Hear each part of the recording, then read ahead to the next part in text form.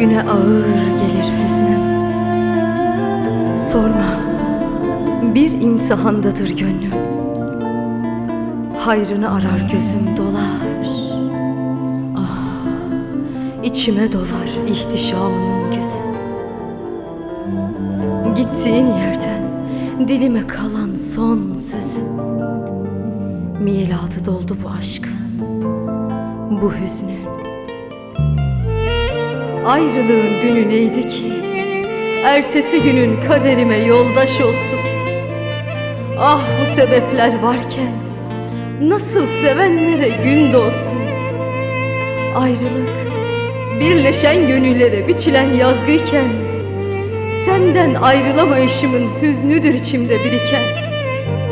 Teselli edilecek bir aşk yaşanmamışken, teselli duymaya ihtiyacım var yokluğunun demindeyken.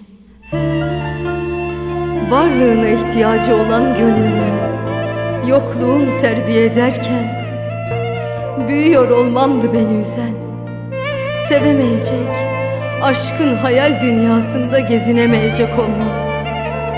Hal böyleyken tövbe, tövbe bir daha aşık olmam, gözlerine bile bakmam derken, gönül gözümden şiirlere adını başka harflerle yazmam. Sorma, bunlar hep sebeplerin doğurduğu hüsran.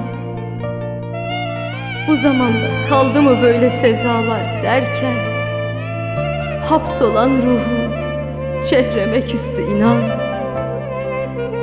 Şimdi veda vakti, oysa evvelden gelmesi gereken bir